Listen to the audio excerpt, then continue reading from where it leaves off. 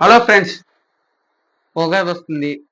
ఉగాది సందర్భంగా అయితే మూవీస్ అయితే చాలా ఎక్కువగా రిలీజ్ అయ్యాయి. మలయాళం నుంచి, అలాగే మన తెలుగులో నుంచి, అలాగే బాలీవుడ్ నుంచి కూడా మూవీస్ అయితే రిలీజ్ అయ్యాయి. బట్ ఏ మూవీ అయితే బావుందో, ఏ మూవీకైతే వెళ్ళాలనుకుంటున్నారో, నేనైతే ఈ వీడియోలోనైతే మీకైతే చెప్తాను ఫ్రెండ్స్. ప్రతి ఒక్క మూవీనైతే జడ్జ్ చేసి మాట్లాడాలి. బట్ ఏ మూవీ అంత బాలేదనేసి అయితే చెప్పుకోకూడదు. ఇప్పుడైతే మీరైతే ఏ మూవీకెళ్ళాలైతే డిసైడ్ అవ్వండి ఫ్రెండ్స్ నేను చెప్పిన తర్వాత. ఓకేనా? ముందుగా అయితే నేను చూసిన దాంట్లోనైతే 'మ్యాడ్.' 'మ్యాడ్' మూవీ అయితే బావుంది భయ్య. ఓకే.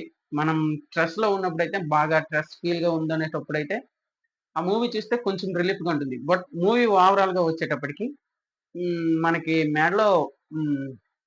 మన లడ్డు క్యారెక్టర్ ఉంటది కదా! ఆ క్యారెక్టర్ మీదైతే 'మ్యాడ్ స్క్వేర్' మూవీ అయితే బేస్ చేసి అయితే వెళ్తుంది. Okay. Comedy okay. But 'mad' అంత అయితే ఉండదు భయ్య. బట్ ఓకే చూడటానికి. ద నెక్స్ట్ వన్ అయితే 'ఎంపురాన్' అదే మన 'లూసిఫర్ 2' మూవీ అయితే ఎక్సలెంట్ ఉంది భయ్య. Awesome movie. దీనికైతే మీరైతే సెకండ్ అయితే విజిట్ అవ్వండి. ఎక్సలెంట్ ఉంటుంది. బట్ ఫస్ట్ కూడా చూసుకోవచ్చు. మీరు ఇది చూసి తర్వాత 'మ్యాడ్ స్క్వేర్‌కెళ్తామన్నా మీ ఇష్టమే. బట్ 'ఎంపురాన్' అయితే హైలైట్ మూవీ భయ్య. మోహన్ లాల్ గారి యాక్టింగ్ అయినా ఆ ఎలివేషన్స్ అయినా వేరే లెవెల్‌లో ఉంటాయి.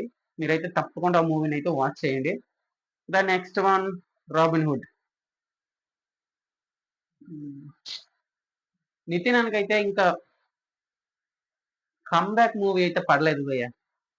బట్ ఇది కూడా ఆ రేంజ్ మూవీ అయితే కాదు. 'భీష్మ' ఎలా ఉందో మనందరికీ తెలిసిందే. హైలైట్‌గా ఉంటది.